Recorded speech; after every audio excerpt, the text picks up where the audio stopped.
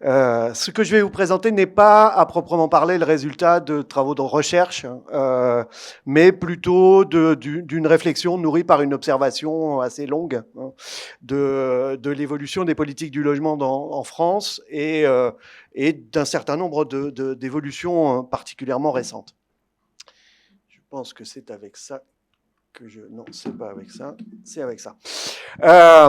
Cette présentation sera faite en deux temps. D'abord, pour essayer de comprendre pourquoi la notion de logement abordable, c'est comme ça qu'on traduit en France affordable housing, est apparue finalement tardivement en France.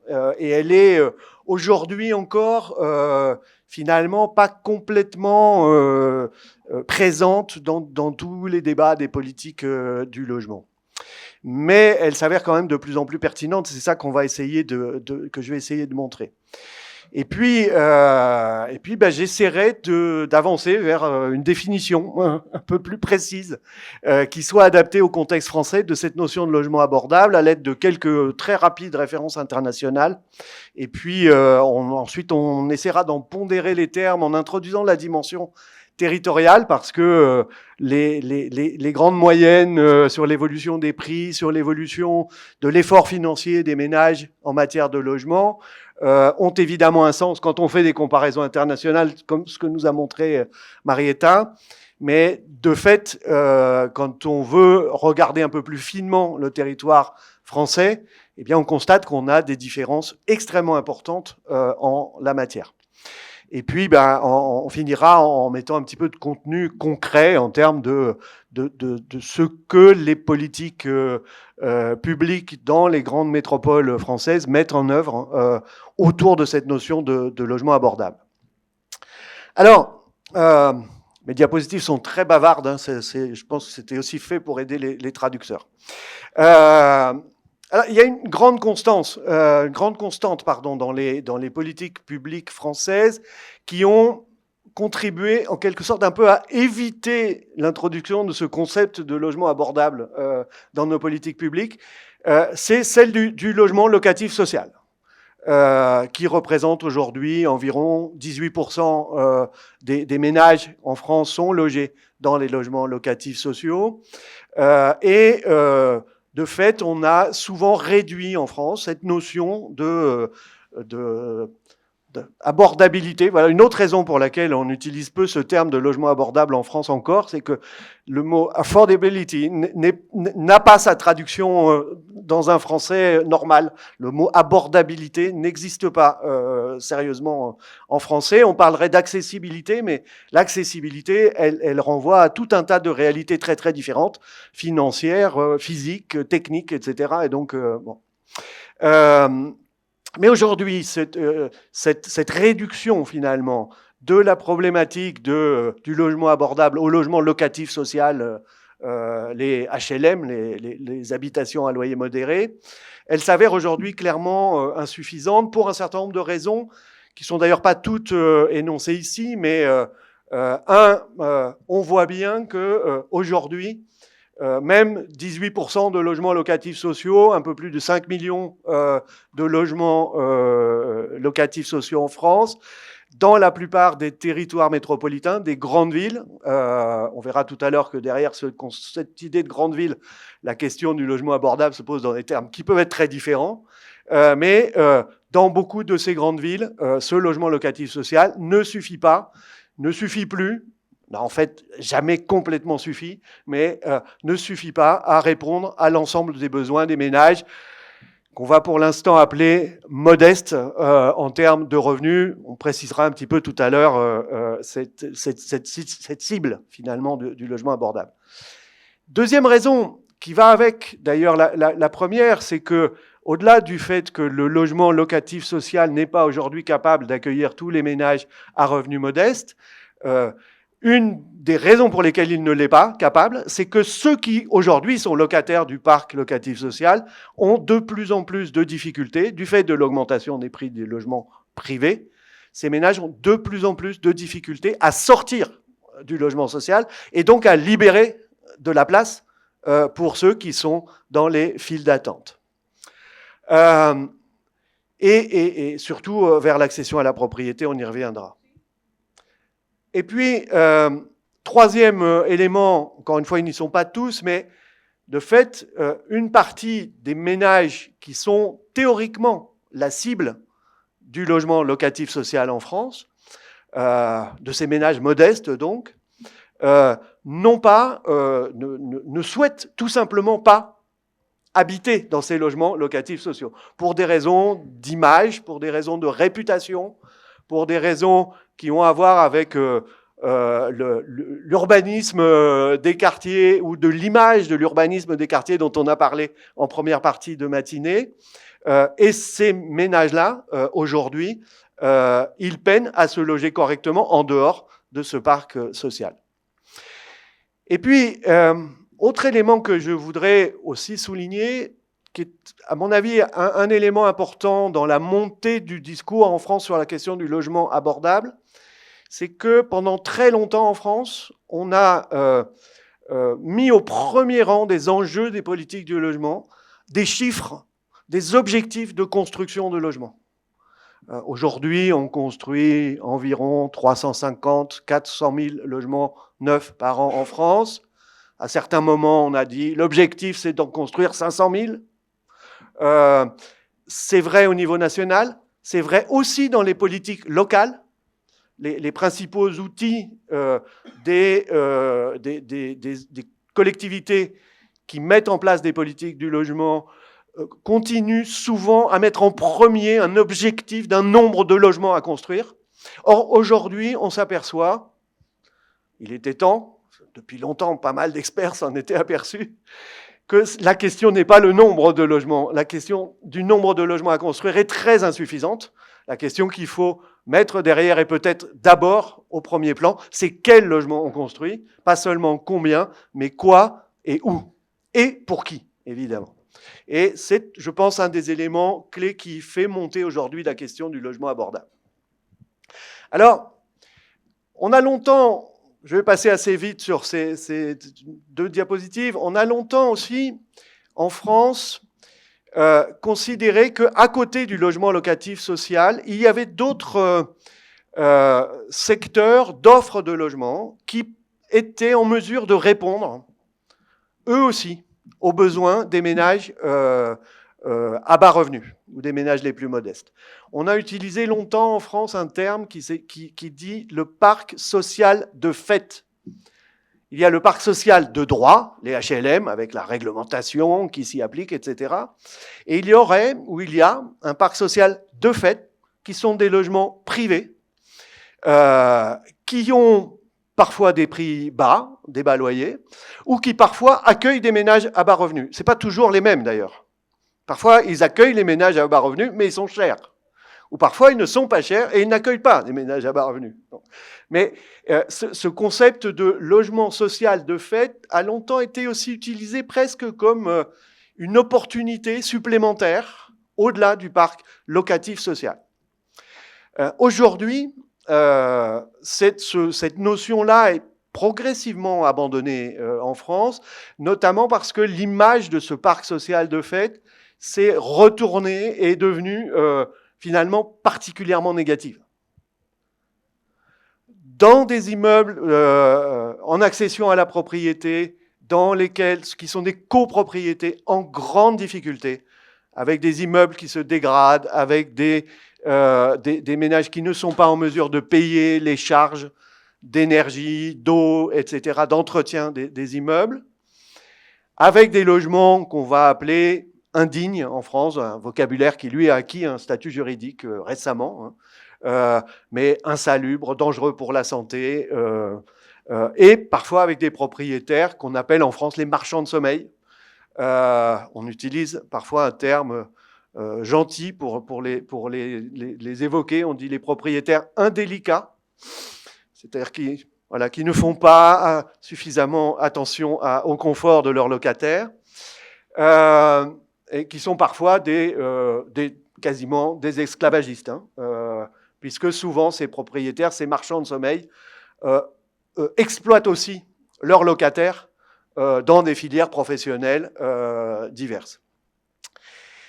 Donc, autrefois partiellement valorisé, ce parc social de fait, il est aujourd'hui très stigmatisé et il n'est plus présenté comme une option politique une option positive, dans les politiques publiques. Mais on continue quand même à évoquer régulièrement l'importance d'une attente qu'on pourrait avoir à l'égard du parc de logements privés, particulièrement locatifs, pour loger les ménages pauvres. Alors, il y a eu un rapport, la ministre du Logement en 2016 avait commandé à Christophe Robert, qui est le délégué général de la Fondation Abbé Pierre, qui est une institution importante en France, qui régulièrement, constamment, en fait, alerte l'opinion publique et les milieux politiques sur la problématique du logement et du mal logement dans ce pays, de travailler sur les modalités d'une meilleure mobilisation du parc privé pour atteindre des objectifs plus sociaux. Ces réflexions, elles viennent s'ajouter à divers dispositifs, mais des dispositifs qui jouent un rôle finalement très marginal quantitativement dans l'offre de logement en France, qui, par ce qu'on appelle l'intermédiation associative, qui permet de capter dans le parc locatif privé des logements privés, mais qui vont être gérés par des associations et qui vont être sous-loués à des ménages en grande difficulté.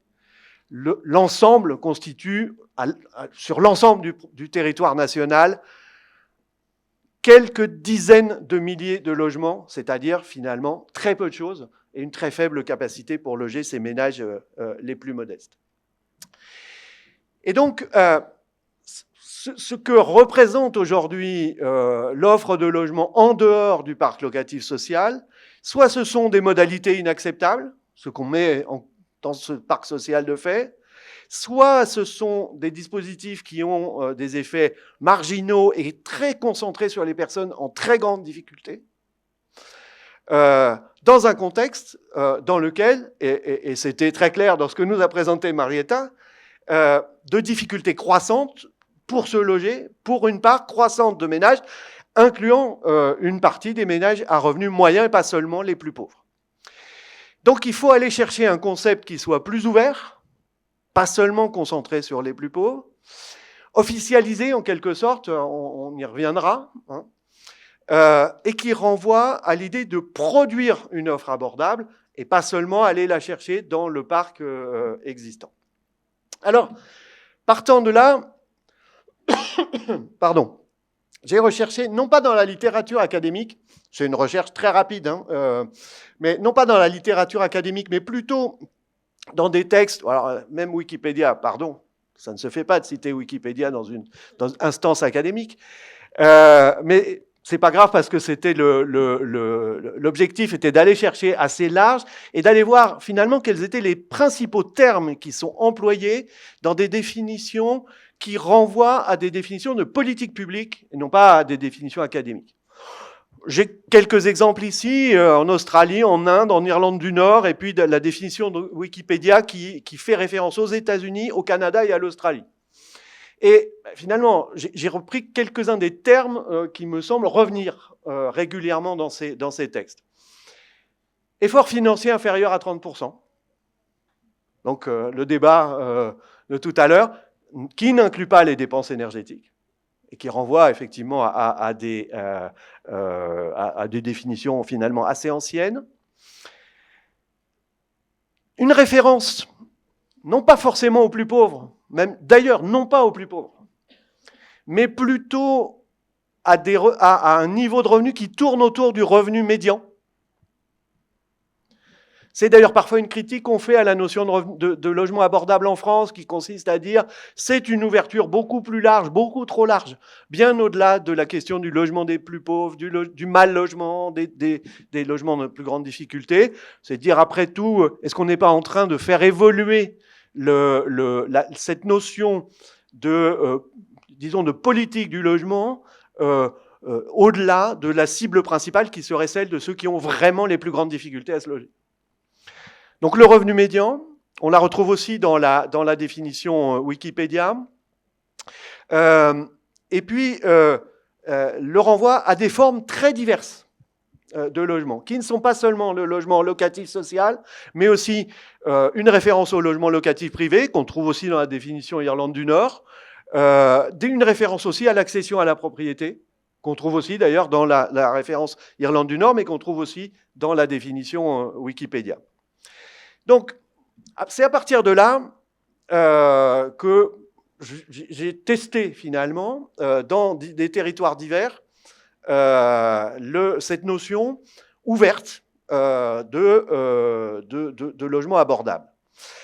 Parce qu'en France, il n'existe pas de définition officielle. Le document... Il y a un problème? Ah, le micro ne marche plus? Si, ça va? Bon. Il n'y a pas de définition juridique du logement abordable, qu'on trouve dans d'autres pays, visiblement. J'ai cherché le code, le cadre juridique de la question du logement en France et le code de la construction et de l'habitation. Le mot abordable est absent du code de la construction et de l'habitation en France, tout simplement. Donc, il n'y a pas de définition juridique. Donc, première piste à considérer, c'est une piste finalement hors politique publique ou avant les politiques publiques qui consiste à se demander, à regarder les cibles, à regarder les ménages à revenus bas et moyens, à regarder, pour reprendre les termes de tout à l'heure, comment ils peuvent se loger avec un effort financier qui ne compromette pas les autres dépenses. Donc, on va utiliser le seuil des 30%. Et puis, évidemment, l'exigence d'un logement décent adapté aux besoins du ménage. Alors, partant de là, premier constat, mais c'était très clair dans ce que nous a montré Marietta, c'est au cours des 20 dernières années, en France, une augmentation continue du coût du logement, aussi bien en accession à la propriété et beaucoup moins en location du secteur privé, mais les prix en France, au cours des 20 dernières années, ont doublé, c'est ce que montrait tout à l'heure Marietta. Et ils ont doublé presque partout, ce qui est peut être une surprise, y compris dans des villes moyennes ou des villes de petite taille, qui parfois connaissent une décroissance démographique, qui perdent des habitants, qui perdent des emplois, et pourtant, les prix y ont doublé. Ce qui conduit à considérer qu'une des raisons de ce doublement des coûts n'est pas un déséquilibre entre l'offre et la demande de logement, mais beaucoup plus un effet de l'évolution des conditions du crédit. Et donc de la solvabilité des ménages qui, au cours des années 2000 et 2010 jusqu'à l'année dernière, ont été considérablement facilités et ont permis finalement à des ménages à revenus constants de payer plus cher leur logement. Dans un mécanisme de marché, si vous pouvez payer plus cher, c'est plus cher. Je crois que ce n'est pas beaucoup plus compliqué que ça. Je ne suis pas économiste.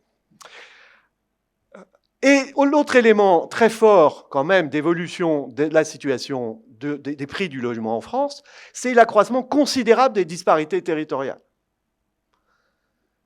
Sous cet simple effet du doublement, par exemple, c'est très simple, hein, je ne suis pas non plus mathématicien, mais si on sait que dans une ville que la plupart d'entre vous ne connaissez pas, qui s'appelle Nevers, qui est une des villes les plus décroissantes en France, ville de taille moyenne, décroissante, les prix ont doublé. Ils sont passés de 500 € du mètre carré, prix de vente, à 1000 € du mètre carré. Dans le même temps, à Paris, les prix ont doublé. Enfin, ils ont même triplé. Admettons qu'il n'ait que doublé. Ils seraient passés de 4 000 à 8 000 € du mètre carré. En réalité, aujourd'hui, ils sont à 10 000. Mais l'écart entre Paris et Nevers, ils ont doublé dans tous les cas, mais l'écart entre Paris et Nevers s'est considérablement accru. Et ce mécanisme d'accroissement des disparités, il est extrêmement fort. Et c'est probablement un des éléments les plus importants de compréhension de l'évolution des marchés du logement en France ces 20 dernières années. Donc, j'ai finalement testé cette question de l'accessibilité financière, l'abordabilité du logement, dans un échantillon de métropoles, puisque l'enjeu de présentation aujourd'hui de métropole, c'est-à-dire des grandes villes, métropoles au sens institutionnel du terme. Il y a en France 22 métropoles, dont une à statut très particulier, mais 21 plus une, on va dire, les Lyonnais, qui sont toujours jamais comme les autres.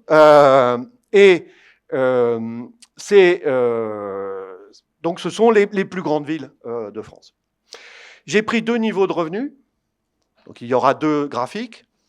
Le niveau, disons, moyen, qui reprend le niveau de vie médian national. Alors, niveau de vie, c'est un concept qui est développé désormais par l'INSEE, qui est notre institut de statistique, qui veut dire le revenu par unité de consommation. Je pense qu'il est plus compréhensible comme ça à l'échelle internationale. Donc, c'est le revenu par unité de consommation. Donc, un revenu médian. Un deuxième test avec les revenus, le niveau de vie du 3e décile. Donc, on descend un peu dans la population. J'ai plafonné l'effort financier seulement logement, encore une fois, à 30%. Et j'ai dit, puisque nous avons un couple avec un enfant, il lui faut un logement de 3 pièces, c'est-à-dire avec 2 chambres, de 62 mètres carrés, qui est une recommandation qui a été faite récemment.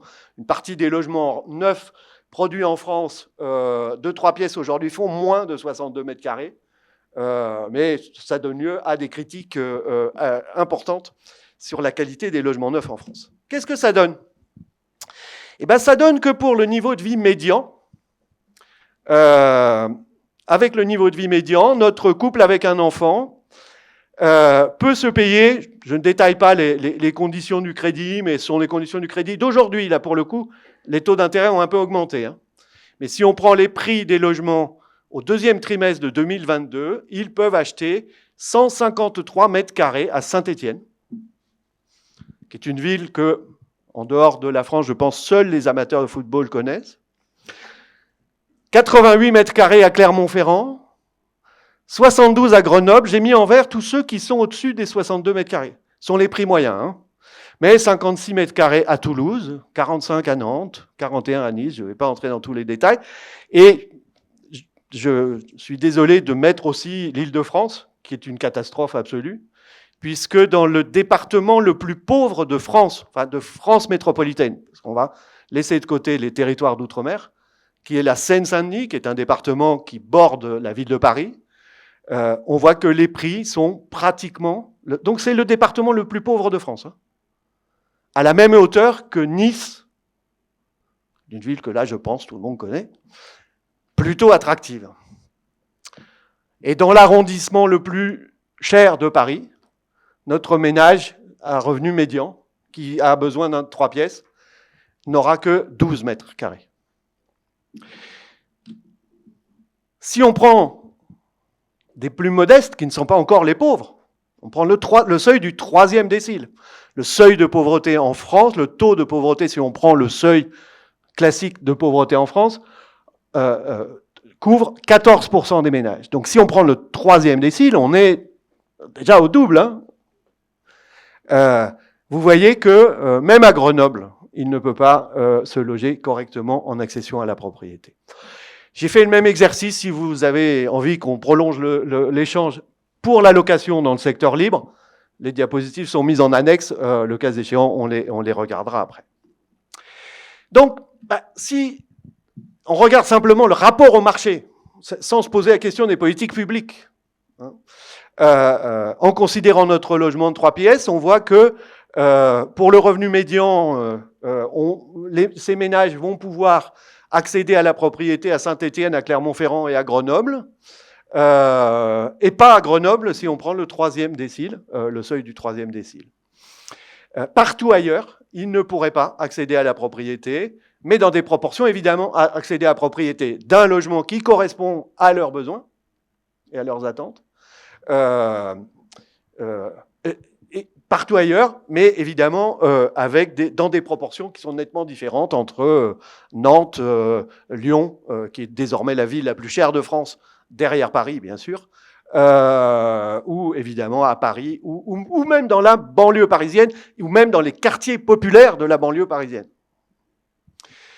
Donc, il nous faut une deuxième forme de définition qui va introduire la question des politiques publiques, avec un apport qui va être évidemment très différencié selon qu'on va pondérer cette notion de logement abordable différemment entre la location et l'accession à la propriété, entre la production de logements neufs, sur laquelle on va revenir, mais dont il faut quand même toujours avoir en tête qu'elle a un impact marginal sur la capacité des ménages de se loger. J'ai dit tout à l'heure, on construit à peu près 350 000, 360 000 logements neufs en France chaque année, ce qui, rapporté à la population française, nous place parmi les plus hauts niveaux d'Europe, si ce n'est le plus haut. Cela ne représente que 1% du stock de logements. Il y a 36 millions de logements en France. Donc la construction nouvelle, elle n'apporte que 1% chaque année. Donc son impact sur la capacité des ménages à se loger, il est forcément très marginal. Et puis, une intensité d'effort des politiques publiques qui va être très variable selon les lieux. Il n'y a pas besoin d'efforts majeurs pour produire du logement abordable à Clermont-Ferrand ou à Saint-Étienne. Donc selon les lieux et selon la cible visée, est-ce qu'on va se concentrer sur les ménages les plus modestes ou sur les ménages relevant du revenu médian. Alors, les politiques publiques en France, face à ces considérations, elles ont, et depuis quelques années désormais, à l'échelle locale, beaucoup plus qu'à l'échelle nationale, je vais y revenir très vite, elles ont développé des réflexions sur quelle offre de logement produire, au-delà du seul logement locatif social, pour ces ménages modestes qui se logent, mais qui se logent sous contrainte. Ils ne sont pas dans la rue, mais ils se logent sous contrainte forte. Et une des contraintes fortes, ça va être l'éloignement géographique, la périurbanisation, ou des logements trop petits, voire des logements indignes ou des logements insalubres. Alors historiquement, le logement social a joué un rôle et il continue à jouer un rôle, il reste quand même la pièce maîtresse en la matière en France, il est relativement abondant. En nombre de logements, je crois que c'est le plus important d'Europe. Parce que la France est plus grande que les Pays-Bas, alors qu'évidemment dans les Pays-Bas, en proportion, il est à peu près le double, hein, pas loin du double de la situation française. Ça c'est une caractéristique unique en Europe, il est en développement constant, c'est-à-dire que la France est le seul pays européen à avoir une politique constante depuis l'après-guerre de développement de son parc locatif social, sans jamais s'arrêter, et quels que soient les discours politiques. C'est-à-dire qu'on a eu plusieurs moments avec des présidents de la République, je ne vais pas les citer, ça leur ferait plaisir, mais qui ont énoncé l'idée de tous propriétaires, enfin d'ailleurs tous propriétaires jamais. Tous propriétaires jamais. Hein. Mais la France de propriétaires, ça oui. Ce qui n'a pas empêché, allez, citons Nicolas Sarkozy, mais il y en a plein d'autres avant lui, hein, c'est le dernier à l'avoir fait aussi clairement, qui n'a pas empêché de se glorifier à la fin de son mandat d'avoir atteint un sommet de production de logements locatifs sociaux. Sommet qu'on n'a d'ailleurs pas atteint depuis. Bon, c'est la vie. Donc développement constant, et puis fondé sur un modèle social généraliste, je crois que là-dessus, il y a suffisamment de littérature européenne sur ce sujet, c'est-à-dire finalement une ouverture jusqu'aux classes moyennes. Si on prend les plafonds de ressources officiels qui s'appliquent aux logements locatifs sociaux en France, les 2/3 des ménages français sont formellement éligibles au logement social. En réalité, ce n'est que la moitié d'eux, parce que parmi ces 2/3, la moitié est déjà propriétaire et n'est donc pas vraiment éligible au logement social. Sauf si elle est dans une situation de propriété en grande difficulté, en surendettement, etc. Mais théoriquement... Voilà. Donc, c'est aussi une des raisons pour lesquelles on a considéré que, finalement, puisque notre modèle est si ouvert, il n'y a pas besoin d'aller chercher autre chose. Mais j'ai déjà évoqué un certain nombre de raisons pour avancer quand même vers d'autres choses. Et donc, dans cet objectif à la fois de faciliter l'accès au logement pour plus de monde que ceux qui accèdent au logement social, de faciliter la sortie du logement social pour ceux qui y sont, pour libérer de la place pour ceux qui sont dans la file d'attente, d'offrir aussi des solutions à ceux qui aspirent à devenir propriétaires et ne souhaitent pas entrer dans le logement social. Je reviens à mes premières diapositives. Eh ben, on s'est engagé en France, particulièrement depuis le début des années 2010, donc c'est encore une fois un phénomène plutôt récent, à une diversification des formes. C'est mon avant-dernière diapo, donc je pense que je ne vais pas être loin de tenir mon temps. Diversification des formes de logement abordable, à la fois dans le secteur locatif et en accession à la propriété.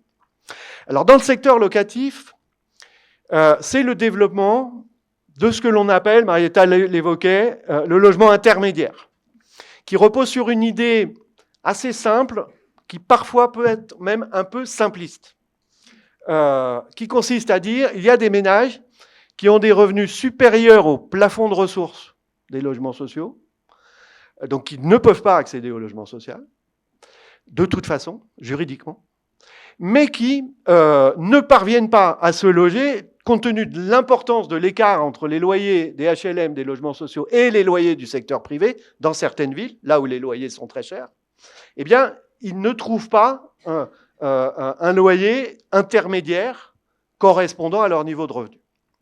Alors cette idée, elle est sur le papier, elle tient bien. Statistiquement, on voit bien le trou d'offres de logement à ces niveaux de loyer, disons, intermédiaires, dans des grandes villes où les loyers sont très chers.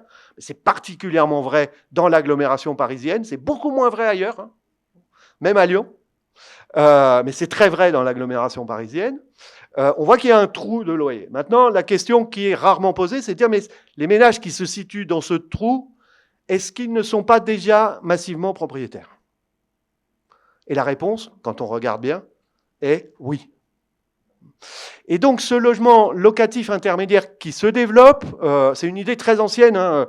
Les premières formes de logement intermédiaire en France, de production officielle de logement intermédiaire, c'est-à-dire au-delà du logement social, datent de l'entre-deux-guerres, des années 1920. Mais ils connaissent un développement assez fort récemment, en s'appuyant sur des modalités qui sont clairement, c'est probablement un des champs quantitativement marginal, mais dans lequel on peut sérieusement parler aujourd'hui de financiarisation du secteur du logement en France. Avec le développement de fonds d'investissement institutionnels,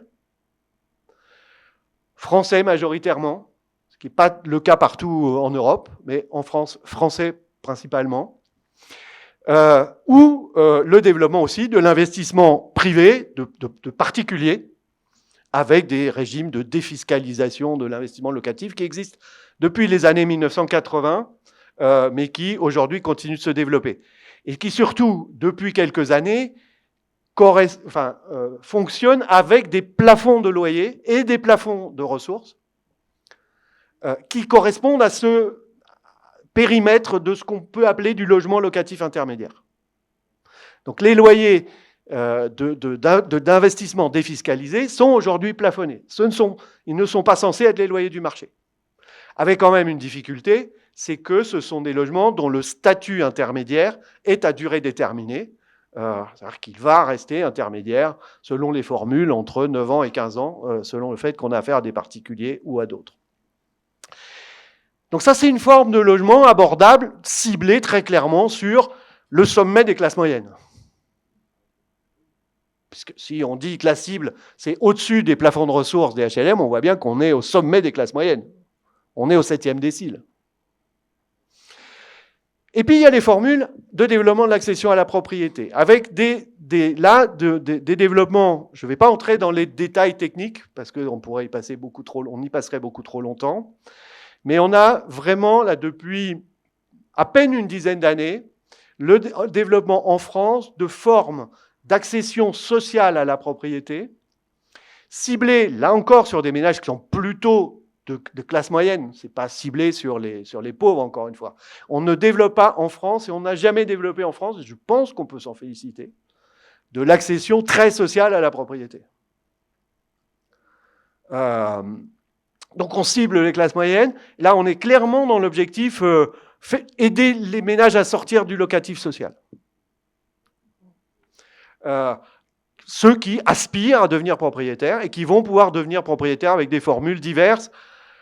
Encore une fois, je n'entre pas dans les détails techniques. La location-accession, qui est un système qui passe par une première phase locative, et puis la possibilité de lever l'option pour devenir propriétaire du logement après avoir accumulé pendant plusieurs années une épargne qui permet de moins s'endetter.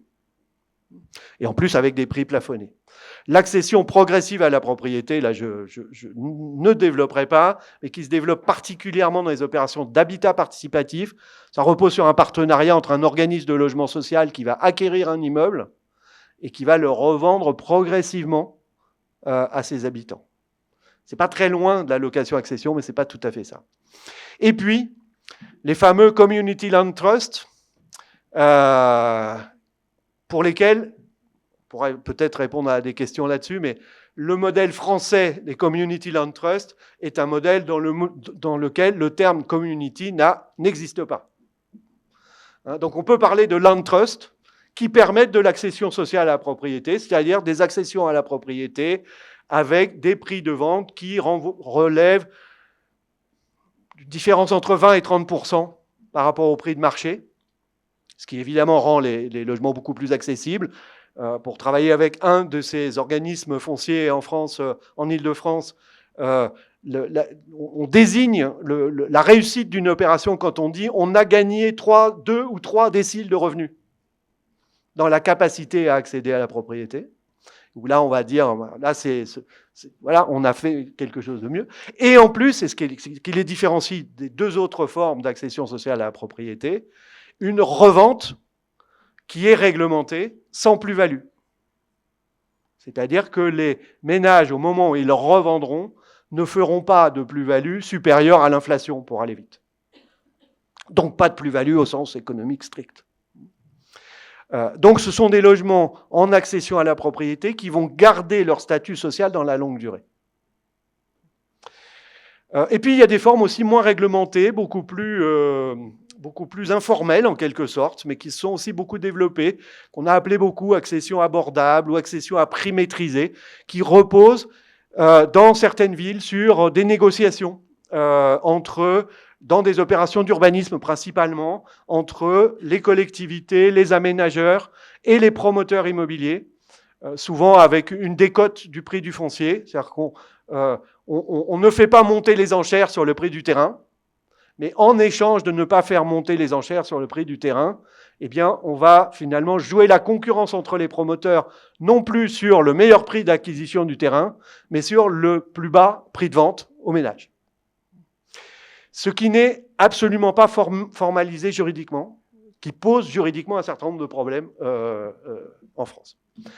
Et voilà, pour conclure très vite, donc c'est une notion de logement abordable qui tend à s'imposer, sous l'effet des mécanismes marchands, qui sont les mécanismes marchands dont on a vu finalement les conséquences très différenciées sur le territoire dans les diapositives sur les villes, qui reprend progressivement à son compte les éléments de définition internationale qu'on évoquait tout à l'heure, sans aucune formalisation juridique pour l'instant. Encore une fois, le terme logement abordable n'existe nulle part dans le corpus juridique français. C'est un terme qualitatif, en quelque sorte, qui renvoie à des formes très diverses.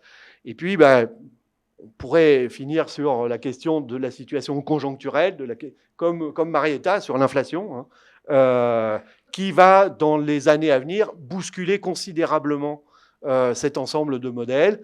On le voit déjà dans les organismes fonciers solidaires, l'accès au crédit des ménages qui sont la cible de ces modalités d'accession à la propriété n'accèdent plus au crédit aujourd'hui.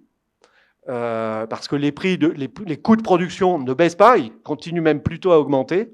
Donc les prix de vente dans le logement neuf continuent d'augmenter, les conditions du crédit se durcissent, Et donc, on est aujourd'hui confronté à un phénomène dans lequel aussi bien l'accession sociale à la propriété que l'accession à la propriété privée non sociale, non réglementée, sont dans une situation de crise extrêmement grave, ce qui rajoute un problème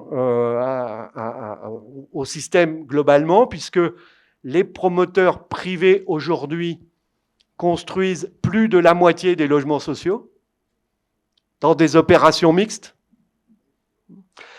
Et si les promoteurs privés doivent abandonner leurs opérations mixtes qu'ils sont en train de faire massivement, ils vont aussi abandonner la production de logements sociaux de ces opérations. Et donc, on va avoir très probablement au moins 2 années extrêmement difficiles avant que se déclenche le mécanisme de baisse des prix, qui va, si les taux d'intérêt restent élevés, qui va mécaniquement se produire. Mais il vient toujours 2 ou 3 ans après, parce que les vendeurs résistent. Et l'industrie de la construction résiste aussi.